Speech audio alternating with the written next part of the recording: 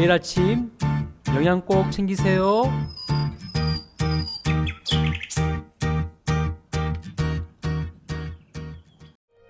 가난한 자는 이웃에게도 미움을 받게 되나 부요한 자는 친구가 많으니라.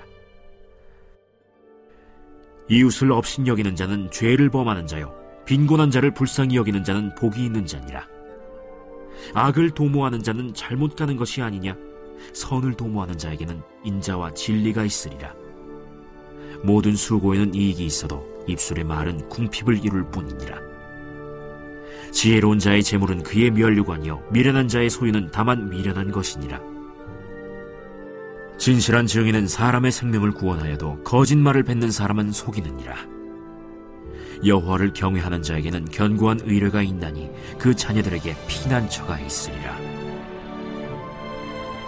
여호와를 경외하는 것은 생명의 샘이니 사망의 그물에서 벗어나게 하느니라. 백성이 많은 것은 왕의 영광이요 백성이 적은 것은 주권자의 패망이니라. 노하기를 더디하는 자는 크게 명철하여도 마음이 조급한 자는 어리석음을 나타내느니라. 평온한 마음은 육신의 생명이나 시기는 뼈를 썩게 하느니라. 가난한 사람을 학대하는 자는 그를 지으신 이를 멸시하는 자요 궁핍한 사람을 불쌍히 여기는 자는 주를 공경하는 자니라. 악인은 그의 환난에 엎드려져도 의인은 그의 죽음에도 소망이 있느니라. 지혜는 명철한 자의 마음에 머물거니와 미련한 자의 속에 있는 것은 나타나느니라. 공의는 나라를 영화롭게 하고 죄는 백성을 욕되게 하느니라. 슬기롭게 행하는 신하는 왕에게 은총을 입고 욕을 끼치는 신하는 그의 진노를 당하느니라.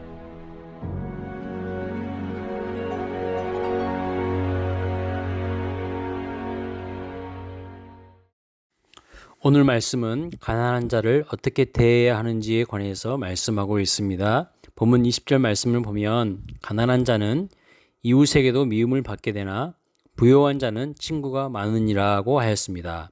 이 말씀은 인간의 이기적인 성향을 단적으로 나타내는 구절로 대부분의 사람들이 자신에게 짐이 되고 부담이 되는 관계는 꺼리는 반면에 부자에게는 유익을 구하기 위해 사탕발림의 말로 아첨한다는 것을 말해주는 것입니다. 그렇다면 가난한 자가 그 이웃에게 미움을 받는 이유가 무엇일까요? 또 부자에게 친구가 많은 이유는 무엇일까요? 가난한 자는 악하고 부자는 선하기 때문일까요? 가난한 자는 하나님의 축복을 받지 못한 존재이고 부자는 하나님의 축복을 받은 존재이기 때문일까요? 그렇지 않습니다.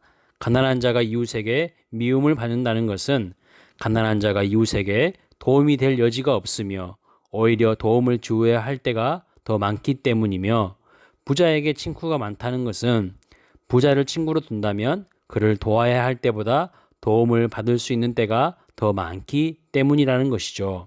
즉 자기의 유익을 쫓는 인간의 이기심이 바로 이러한 세태를 조장하게 된 것입니다. 세상은 돈이 많으냐 적으냐에 따라서 불평등한 대우와 차별이 엄연히 존재합니다. 그러나 우리 그리스도인들은 자기의 이기심을 따라서 자기의 유익을 따라서 사람을 대우해서는 안 됩니다. 내 주변에는 부자들만 많다면 내 친구는 물질적으로 부유한 사람만 있다면 그것은 하나님의 뜻대로 인간관계를 맺지 않았다는 증거입니다. 내 주변에 형편이 가난한 친구들이 있어야 합니다. 우리는 빈부에 따라서 사람을 미워하거나 좋아해서는 안 됩니다. 가난한 사람도 부자도 모두 하나님의 형상으로 지음받은 존귀한 존재라는 것을 알고 동일하게 대우해야 한다는 것입니다. 만약 빈부에 따라서 사람을 대우한다면 그것은 사람을 창조하시고 함께 섞여 살도록 하신 하나님의 경륜을 무시하는 죄악입니다. 하늘에 상급이 있다는 것을 믿으며 그것을 기대하는 성도라면 마땅히 더욱 적극적으로 가난한 이들을 돕고 구제하며 베푸는 축복의 통로로 살아가야 합니다. 남을 윤택하게 하는 자는 자기도 윤택하여지리라는 잠언 11장 25절의 말씀을 기억하시기 바랍니다. 22절 말씀에 이웃을 업심 여기는 자는 죄를 범하는 자요 빈곤한 자를 불쌍히 여기는 자는 복이 있는 자라고 말씀합니다. 사람은 혼자서 잘나고 혼자서 열심히 해서 성공하지 않습니다. 하나님이 우리에게 다양한 이웃과의 관계를 통해서 우리를 만들어 가시고 세워 가시는 것입니다. 가장 가까운 이웃은 나의 가족일 것입니다. 그런데 어떤 사람은 이웃은 전혀 생각하지 않고 자기 행복만 생각하는 사람이 있습니다. 공동체를 생각하지 않고 건강하지 못한 개인주의에 빠져 있는 사람들이 많습니다. 나 하나쯤이야 하는 생각으로 살아가는 것은 어리석은 삶을 사는 첩경입니다. 과거에 힘들고 어려운 삶을 살았지만 이웃의 도움으로 교회 공동체의 도움으로 가난을 이기고 부유한 삶을 살아가는 분들이 있습니다. 그분들은 이웃을 불쌍히 여기는 마음으로 자신의 물질을 베풀고 나누는데 사용합니다. 과거 자신이 어려움 가운데서 그들의 도움을 받았기 때문입니다. 가난하고 빈곤한 자를 무시하지 않고 갑질하지 않고 하나님의 사랑으로 그들을 품고 섬길 수 있는 하나님의 사람들이 되시기를 축복합니다. 지금은 물질적인 부자로 형편이 여유가 있는 자로 살아갈 수 있을지라도 언제든지 하나님의 섭리와 계획 가운데 다시 가난한 자가 될 수 있습니다. 인생의 주권은 나에게 달려있는 것이 아니기 때문에 가난한 삶을 살아갈 수도 있습니다. 나에게 주신 물질을 바르게 남을 위해 구제하며 하나님 나라와 교회를 위하여 사용하지 않을 때에는 언제든지 하나님은 물질에 대한 훈련을 시키시기 위해서 가난한 삶의 형편에 처하게도 하십니다. 따라서 우리는 이 물질을 주신 하나님의 뜻에 합당하게 빈곤한 자, 가난한 자들과 나누는 삶을 살아가시기 바랍니다. 특별히 교회는 이 일을 더욱 관심을 갖고 적극적으로 감당해야 할 사명이 있습니다.